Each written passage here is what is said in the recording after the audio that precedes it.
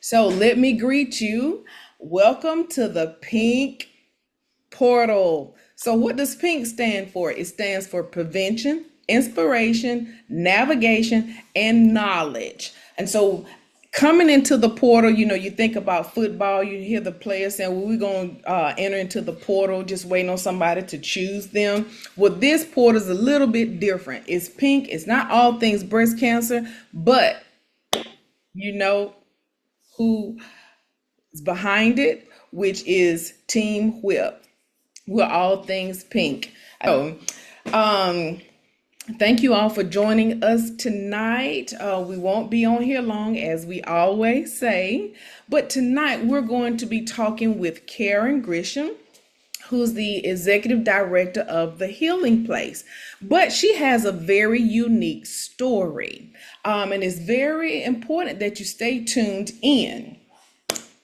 So the reason we began Pink is because there's information that is out there, and we want to make sure that our community receive this information, and we don't always have to be in person. And a lot of time our information do not come from locals. So we should not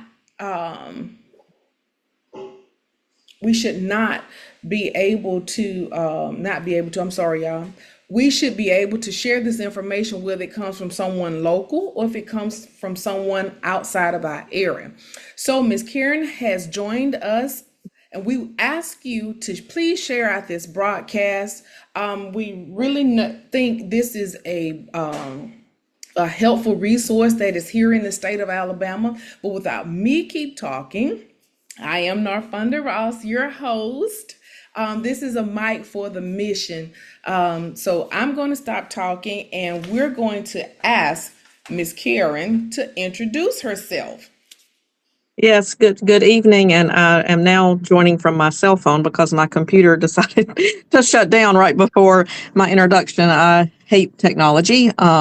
So anyway, apparently Windows is rebooting on my computer, so I will speak to y'all from my cell phone. Can you hear me okay? Yes, ma'am. Sure Okay. can. Okay, sounds good. So I'm Karen Grisham. I am a graduate of Auburn University. 97, I got my degree in psychology. In 2000, I got my master's in marriage and family therapy. I'm currently an empty nester. I have a junior at Auburn and a War freshman at Eagle. the War Eagle. Yes, that's where all my money is going. And also have a freshman at the University of North Alabama here in Florence. So I do have one that is close by, but my heart is in so many places. I am a railroad wife. My husband works for Norfolk Southern Railroad, and I am director of the Healing Place.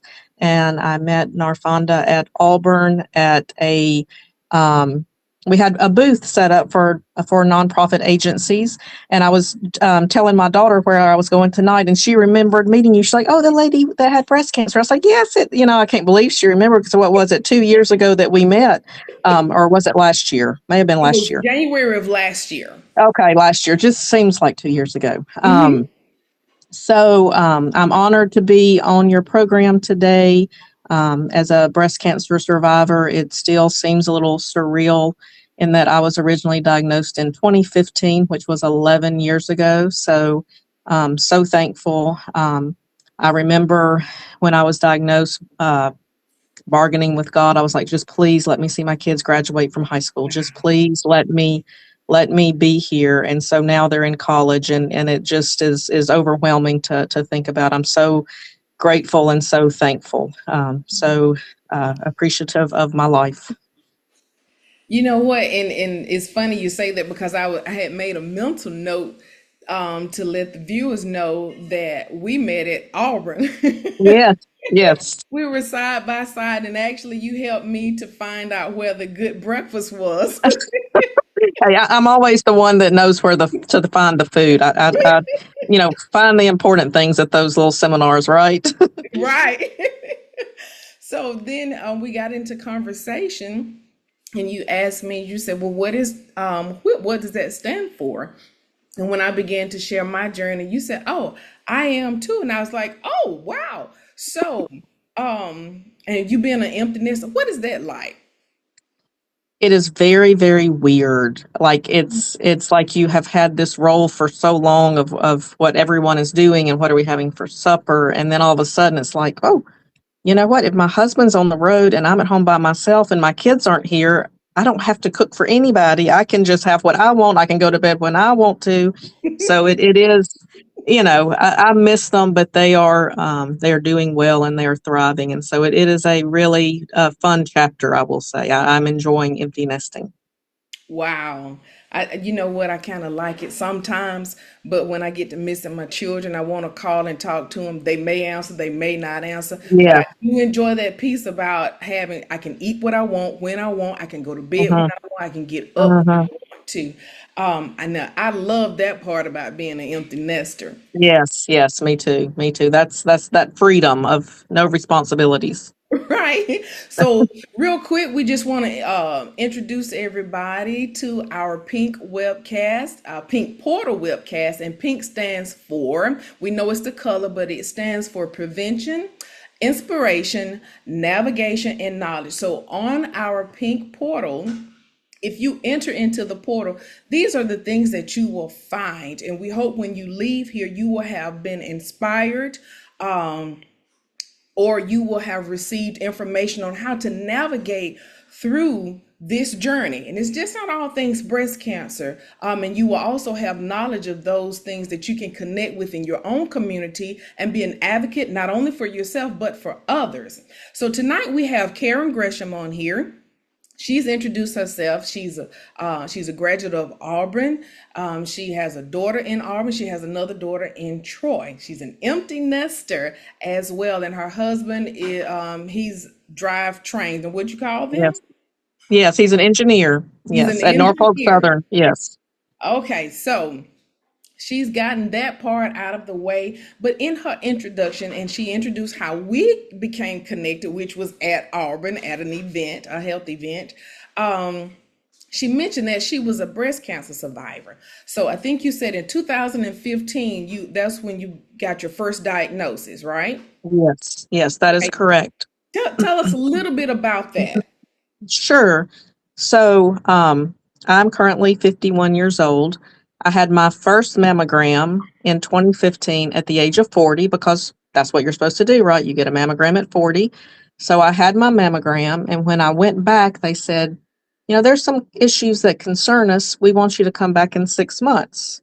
So I thought, well, they know, they see this all the time. So they want me to come back in 6 months. So that was in March. I came back the end of August.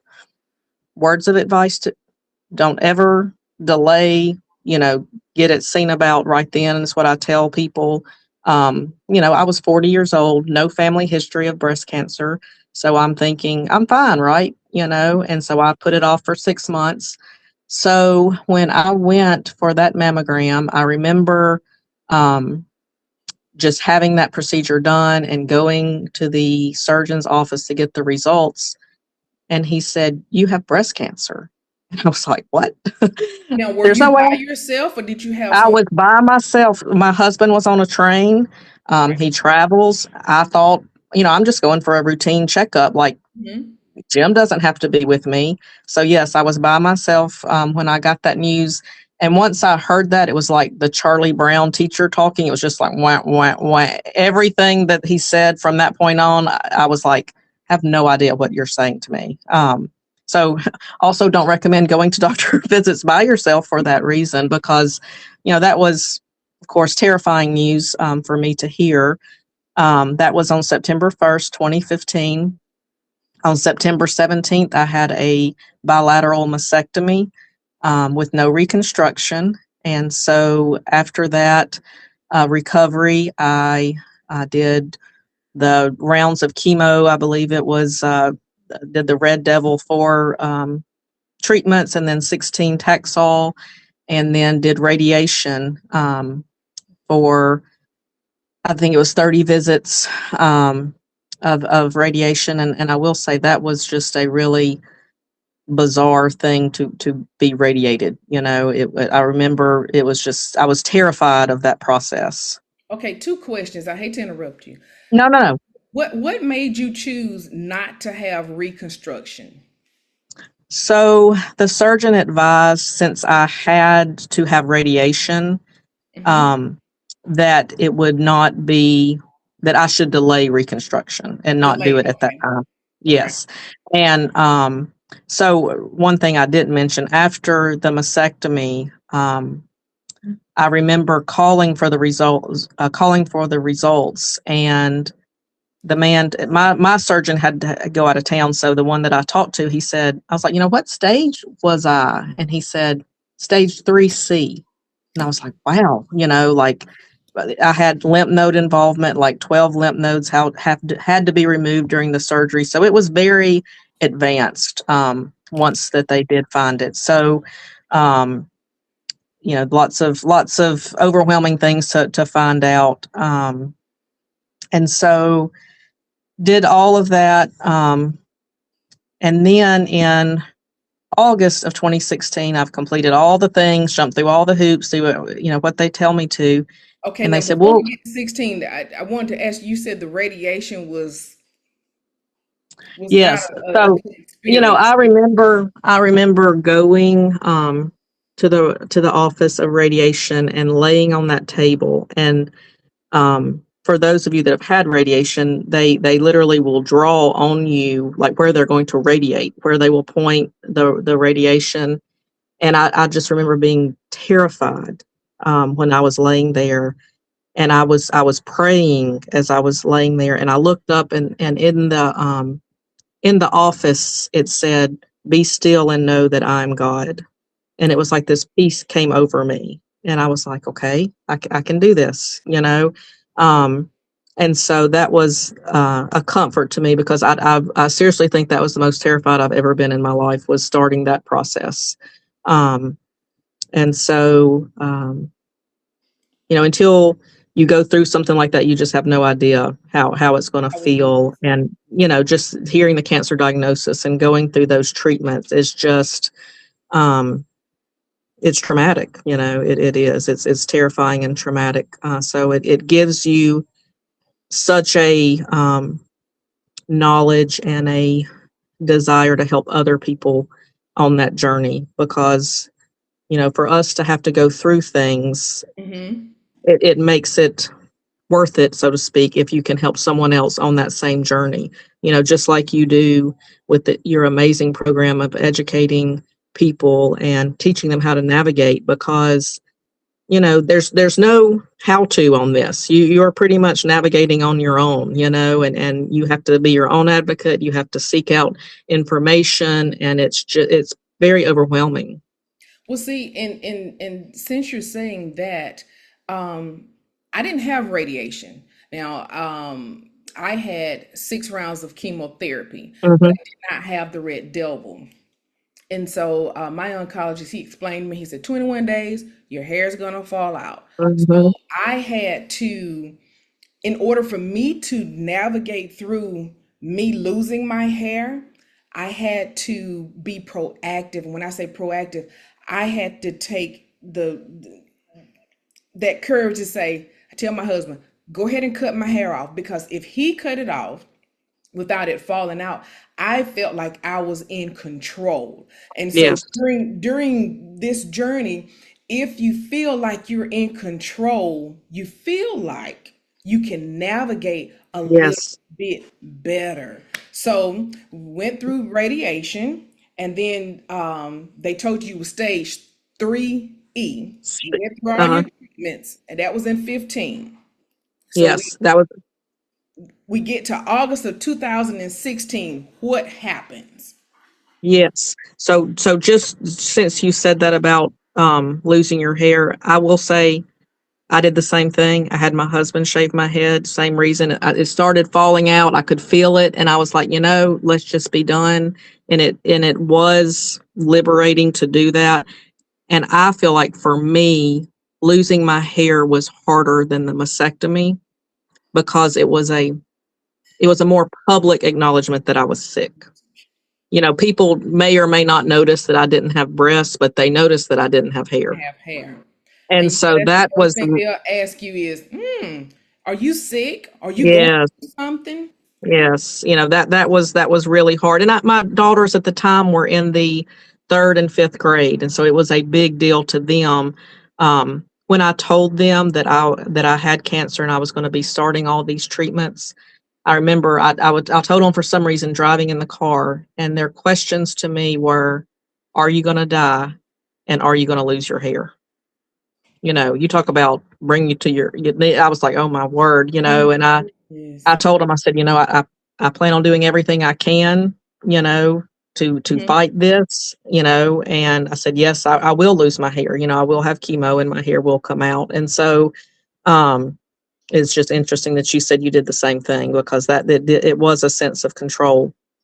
But fast forward to 2016, um, they were like, well, we'll just have scans and make sure everything's good. And I was like, yeah, Mhm. yeah, we'll do that. So went, for a CT and bone scan, and I went to the cancer center here in Florence, Northwest Alabama Cancer Center, to get the results. I'm thinking no big deal, like this is just routine. They're going to just tell me, I've crossed the finish line. And Dr. Patel is the doctor that we meet with.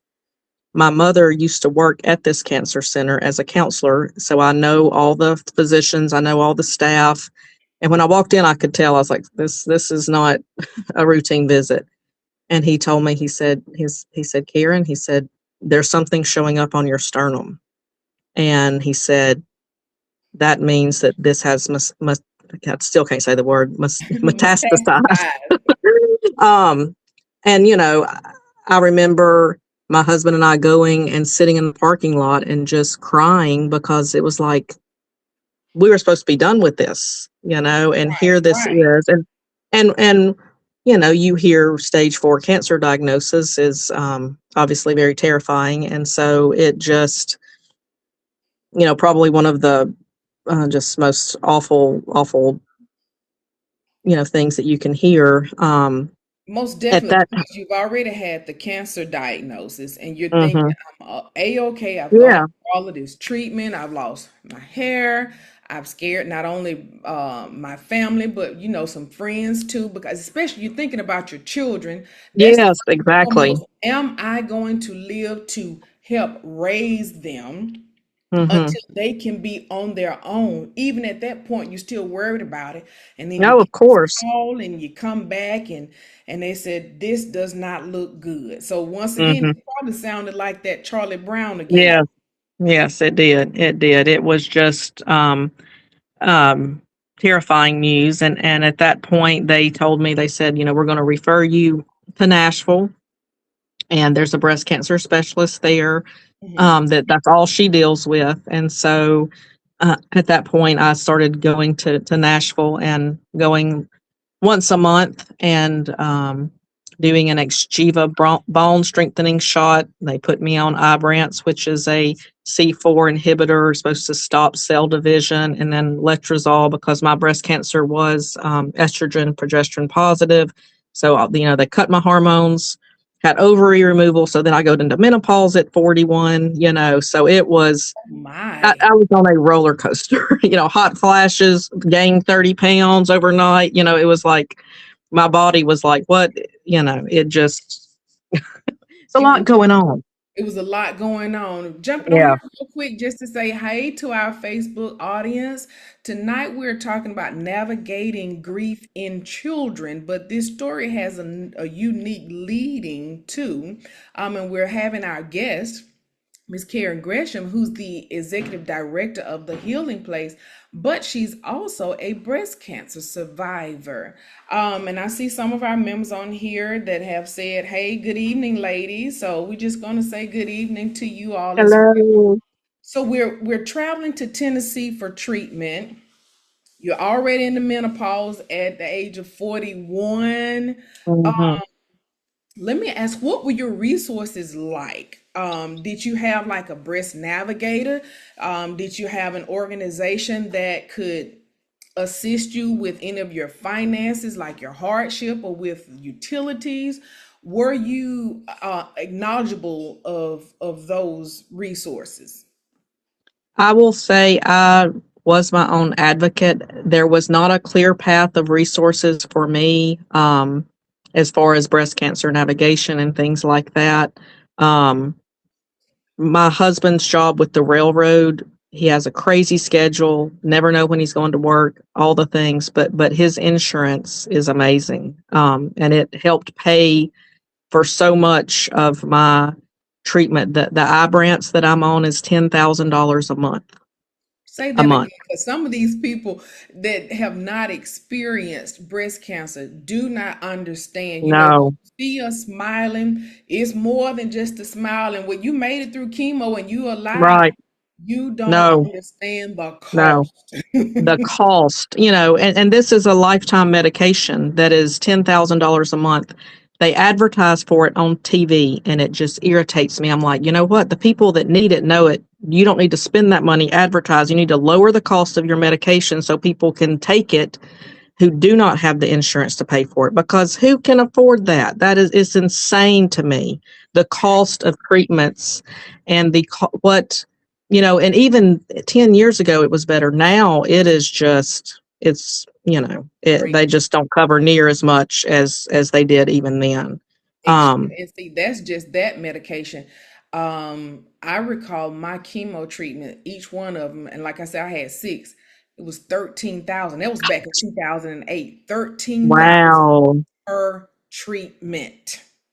That Thank is God for just insurance. mind Like you say, boggling. thank God for my husband insurance and my insurance, because back then you could have two insurances, but 13,000 per Mm, treatment. And I wow. sat in the chair maybe 8 hours, and would say maybe 2 hours was the chemo. Yep, yep. It is the cost. I'll never forget being in the chemo room with so many people. And there was a man that was in the room with me one time, and he took his chemo and then he was leaving to go to work after that. And I just, it just broke my heart. I was like, here he is. 'Cause I know how I felt after chemo was not like I felt like going to work after a treatment, and he was having to do that probably to keep his insurance to pay for the chemo. Yes, yes. That's sad. So we're in Tennessee and we're taking treatments, and you have this expensive drug, Mhm. and Yes, you're and so advocating for yourself. So yes. what took place after you began with this drug? So, my treatment plan at that time, it's an oral chemo pill that you take, kind of like a birth control pill. You take it 3 weeks and then you're off a week. And so they put me on that and this bone strengthening shot. I was going to Nashville every other month for blood work, doing scans every 6 months. So they were keeping, close tabs on me. Driving, it's about a 2 hour drive from Nashville. My husband and I kind of made the best of it. We just started going and learning Nashville, and we'd spend the night in a hotel and just kind of do a little getaway, that was important as our kids More were. expenses. Yes, yes, of course. And just kind of to connect with him. And so we did that.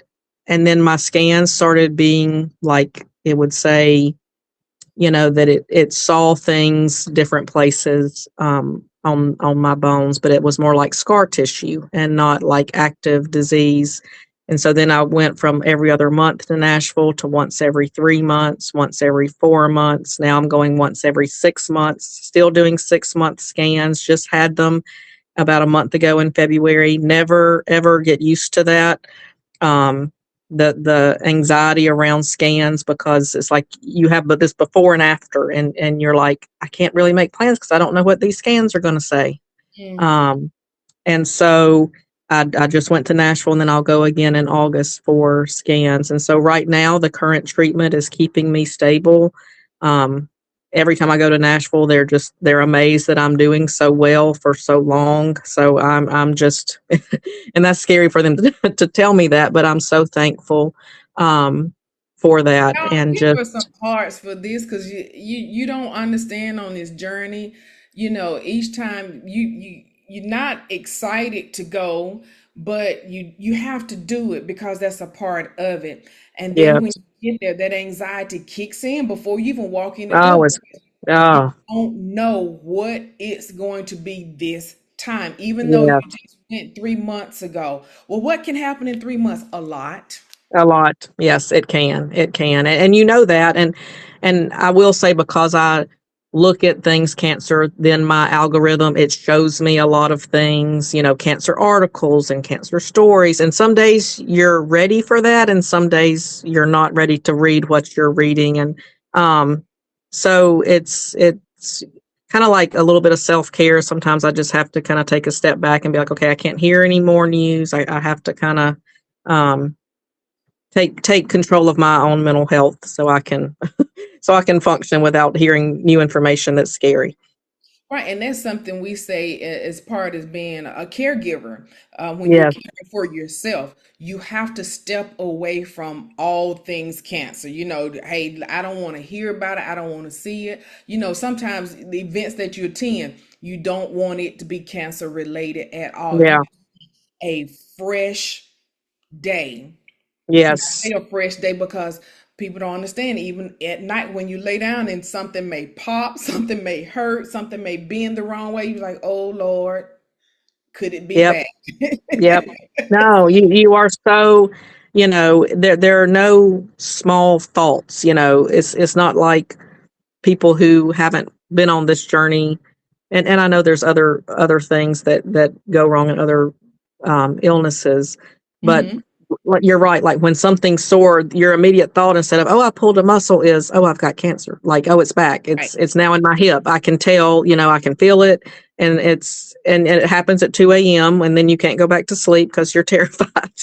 It's My sister is like that, and I didn't mention that earlier. So my mom, she was diagnosed in 2006. I was in 2008, and my sister was in 2014. As a matter oh of fact, my goodness. tomorrow she will be celebrating 12 years of survivorship. Wow, awesome, Yes, awesome. but every time something goes wrong, she's on the phone with her doctor. I need to come in. You need to give me this type of test. I need this type of scan. And the first thing when they walk in the room, well, Miss Gibson, it's not cancer. She's like, okay.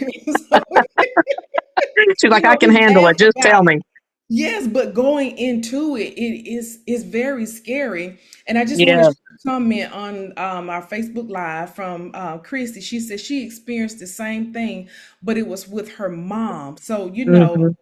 having to deal with this every time, you're spending time. If you have someone with that was time you and your husband got an opportunity to spend together, but when it got to that door, I know your blood pressure went up, Oh your gosh. stomach went in Yes. a knot. Yes. You didn't even Yes. really want to eat anything until after No. because you were so Yes. nervous, but you're trying to be strong for Yes. your Yes. loved ones so they don't see Yes. that fear, because you don't want them to go into a space of fear as well. So, great. I see our last week guest on here. She had a very interesting story. She's a breast cancer survivor, a lupus survivor, and Wow. fibromyalgia. All of hers came during the COVID. Oh, Okay, so we have come down, and I have a question. And y'all, for those who are just tuning in, she was we're talking with Karen Grisham, who's the executive director of the Healing Place, which is in northwest West, Alabama. Northwest Alabama. Hmm. Northwest Alabama.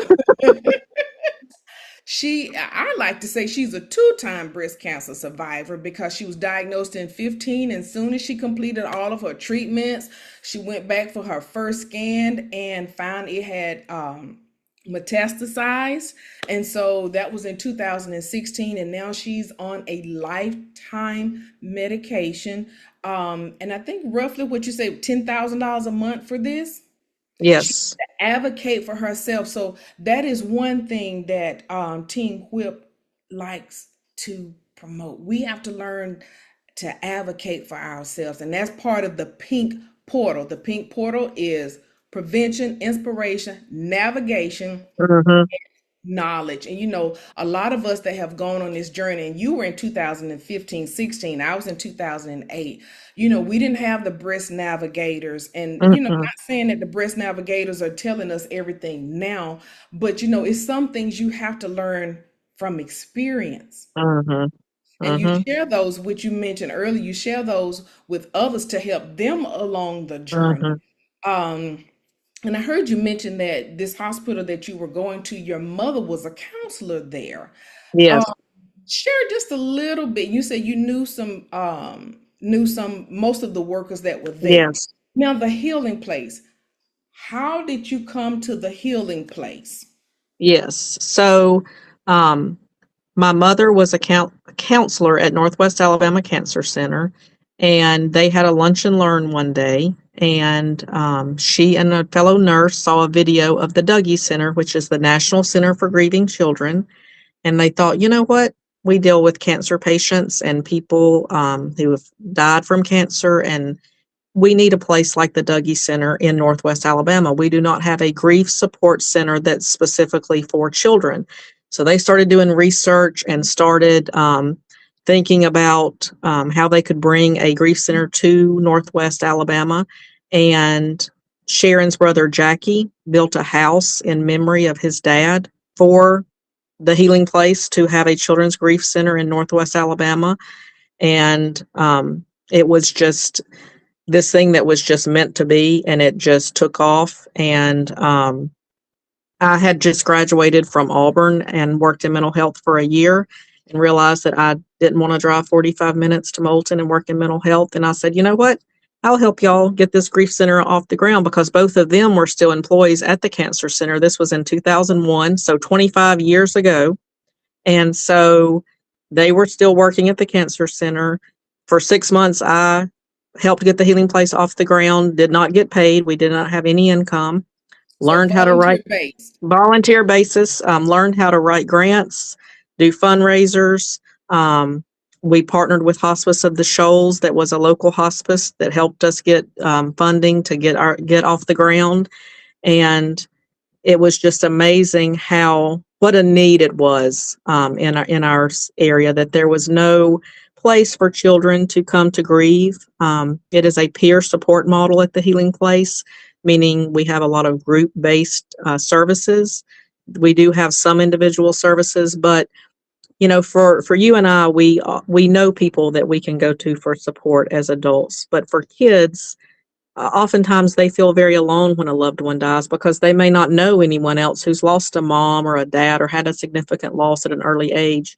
And so when they come to the Healing Place and they meet these other kids who've also lost a parent or a grandparent or a sibling, they're like, oh my gosh, I'm not the only one that this has happened to. And so that in and of itself is such a healing thing. And so, I was fortunate to be able to work here at the Healing Place with Mom. She did the adult group. I was like the original director that kind of helped with the funding and stuff while she was still at the cancer center. Then when I had my first child in 2004, she quit the cancer center, and then she became the director of the Healing Place, and I became the school program coordinator so I could do those hours like my kids have. And we developed the school program, and we are now in 55 schools in Colbert, Lauderdale, Franklin counties. We go once a month to the school systems and have since 2003. And it's one of our really probably my favorite program, because we can meet those kids who can't come to the Healing Place. We can meet them at school and provide grief support there.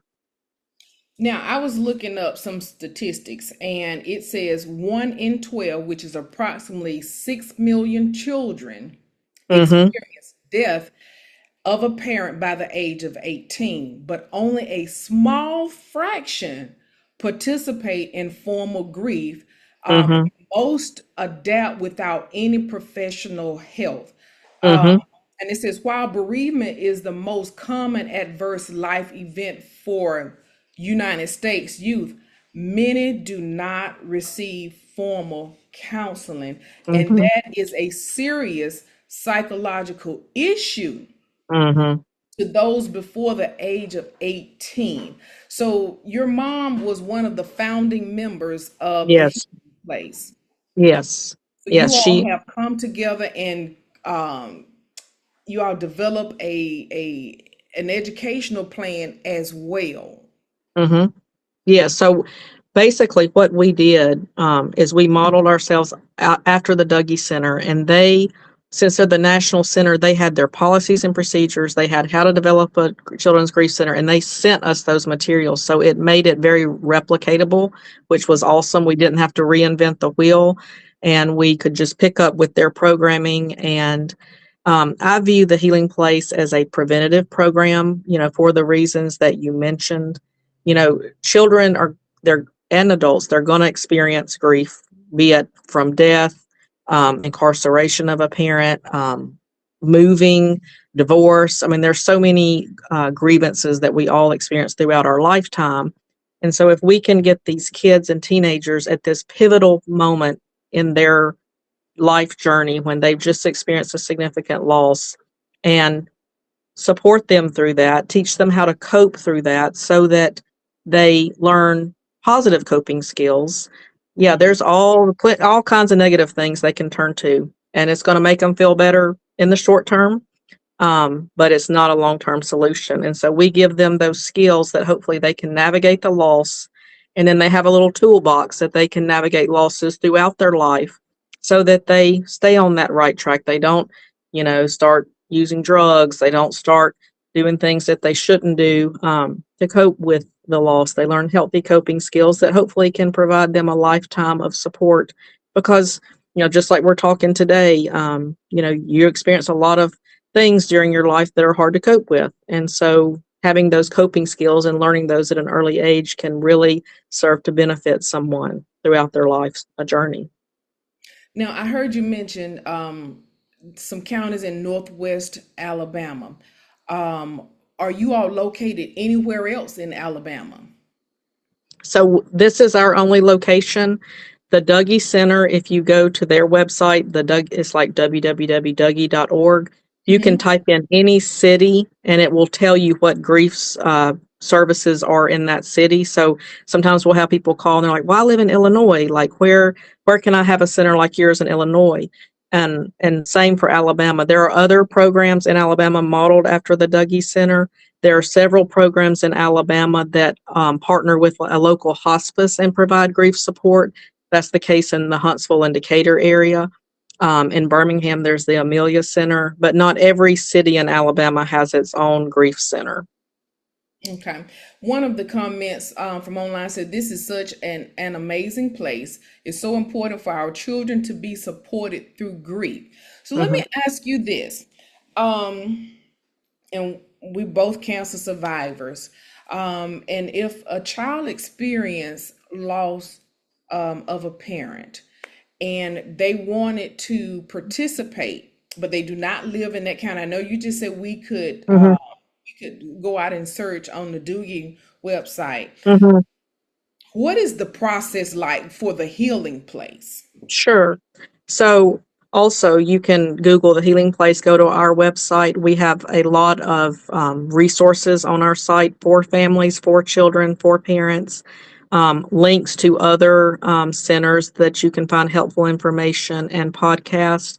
For our families, they do not have to be referred by someone. They can just call and begin coming. We have what's called an intake session. So they come and we tell them what services we have available. All of our services are free of charge for the families, so that's one thing they do not have to worry about. And you can imagine the relief when they call and they're like, well, what kind of insurance do you take? And I'm like, well, we don't take any insurance. You just come free. And they're like, oh my gosh, and so Mm. we're so fortunate to be able to provide our services through grant funding and fundraisers that we do.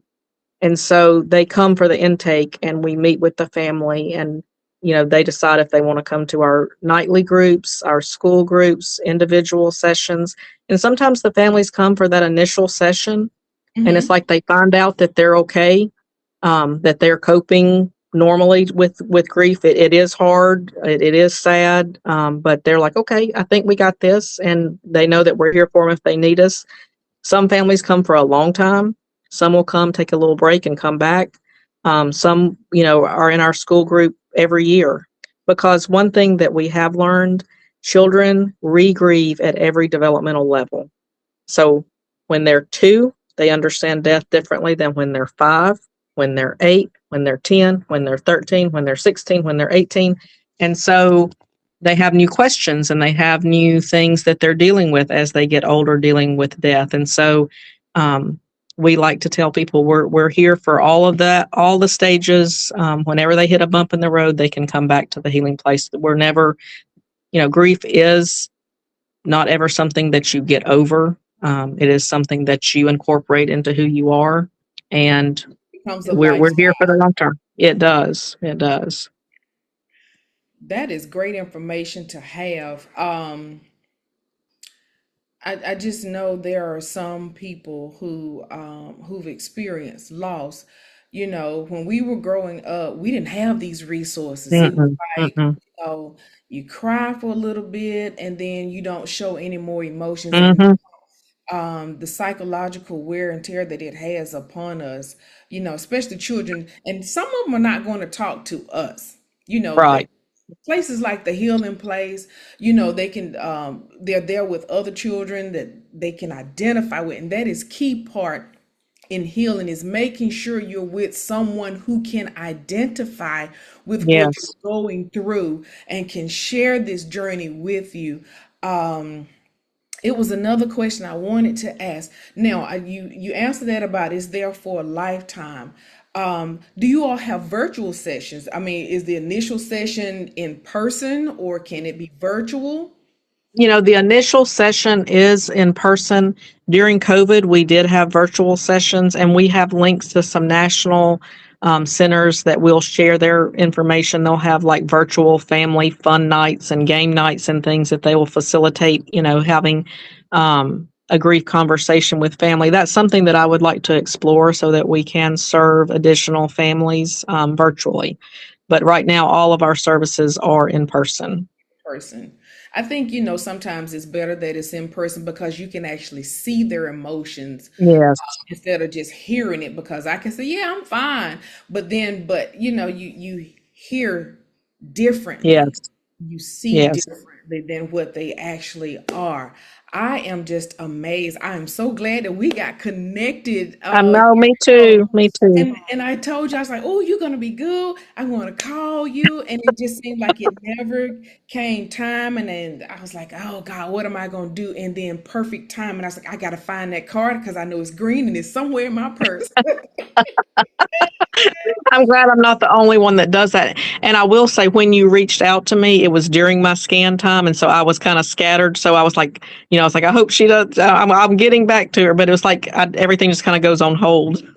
Oh, Deborah, I understand that. I Yes, understand that. And we are so grateful that your scans are coming back clean and yes, clear. So, yes. we're going to continue to pray for you during this time as well, Thank that you, thank you. continue to have a clean, as we say, bill of health. And Hmm. some of the comments were, yes, we all do re-grieve. And absolutely having persons available to relate to all aspects of these children's grief is essential. Hmm. It is very essential. And that's part of what we talk about we call it our T project, and T is thriving Hmm. essentials and attributes, and that is an essential to us navigating through grief, is having someone that we can identify, especially our children, because when I was diagnosed, I heard you talk about your kids. I had two boys, so I don't know if they quite understood Hmm. what I was going through, and I don't even recall if I really explained it to them. Hmm. I think I Hmm. may have just told them because in fear of making them worry. Yes. Mommy's got to have a little surgery, but I'll be home. And there are a lot of people who say I'll be home shortly. They don't ever come back. And it's hard Um, to explain to the children what happened to hmm. the parent, because they Hmm. promised they were coming back after this Hmm. little surgery, after this little treatment. Um, and so, guys, the breast cancer survivor, I call her Remy. She says she's praying for your continued healing, Karen. Oh, oh, thank you, thank you. I appreciate that so very much, Remy. Yes. I think that is it. Oh, one last thing. What would you share as an empowering word to breast cancer survivors, to those parents who or custodians who have children who've experienced grief from the loss of a parent? You know, I think that kind of my motto through everything has been live on purpose, and to take what we are dealt in life, the good things and the bad things and the easy things and the hard things, and use them for good. as hard as those things are.